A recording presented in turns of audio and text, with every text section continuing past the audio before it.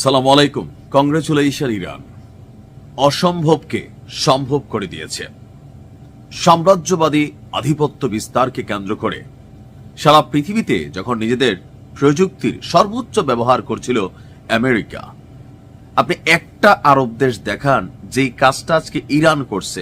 অন্যান্য দেশ করতে পারবে, লাইক চীন, রাশিয়া বা অন্যরা অনেক প্রযুক্তির আপডেট, কিন্তু একটা আরব দেশ দেখান যে ইরানের ভেতরে যে গুটিবাজি খেলাটা চলছিল, যখন ইরান সরকার ইন্টারনেট বন্ধ করে দিল, তখন মার্কিন যুক্তরাষ্ট্রের যে ধনকুবের স্টারলিংকের জনক অথবা টেসলা শহর বিভিন্ন কোম্পানির জনক ইলন মাস্ক, সে করছে কি, তার দেশের পক্ষে বা তার সরকারের পক্ষে ইরানের চলমান আন্দোলনকে আরো বেগবান করার জন্য, জনগণ যেন আরো কানেক্টেড হইয়া ঘটনা ঘটাইতে পারে, সে তার স্টারলিং সেটআপটা চালু করে দিয়েছিল।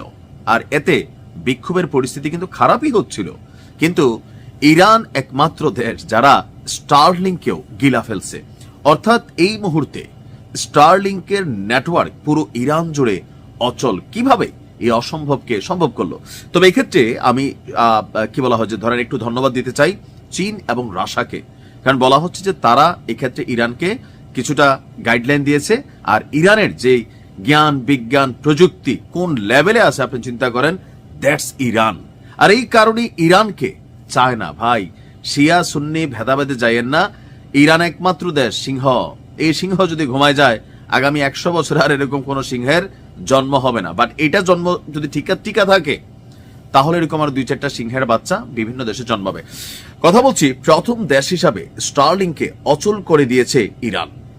চলমান বিক্ষোভের মধ্যে সরকার যখন ইন্টারনেট বন্ধ করে দিয়েছে, তখন সেখানে নিজেদের স্টারলিং ইন্টারনেট পাঠিয়েছিল মার্কিন ধনকুবের ইলন মাস্ক। আর সামরিক জ্যামার ব্যবহার করে ইরান তাদের প্রযুক্তিতে তৈরি সামরিক জ্যামার ব্যবহার করে সেই স্টারলিংক ইন্টারনেটকে অচল করে দিয়েছে ইরান জুড়ে। এখন এটা কি ইরানের দাবি যে না নিজের ঢোল নিজে বাজাচ্ছে? না ভাই, এই দাবি হচ্ছে আপনার মার্কিন বিজনেস ম্যাগাজিন ফোর্বসের। আপনার ইরান ওয়ারের বরাত দিয়ে এক প্রতিবেদন করেছে মার্কিন বিজনেস ম্যাগাজিন ফোর্বস। তারা বলছে ইরানের ভেতরে হাজার হাজার স্টারলিংক ইউনিট চালু রয়েছে। যে বক্তব্যগুলো আমরা গণমাধ্যমে দেখছি, পশ্চিমাদের মুখে শুনছি, বাস্তবতা হচ্ছে আদতে ইন্টারনেট ব্ল্যাকআউট সম্পূর্ণ হয়েছে, স্টারলিংকের কার্যক্রম সেখানে নাই। স্টারলিংকের আপলিং এবং ডাউনলিংক ট্রাফিকের প্রায় 30% ব্যাহত হয়েছিল।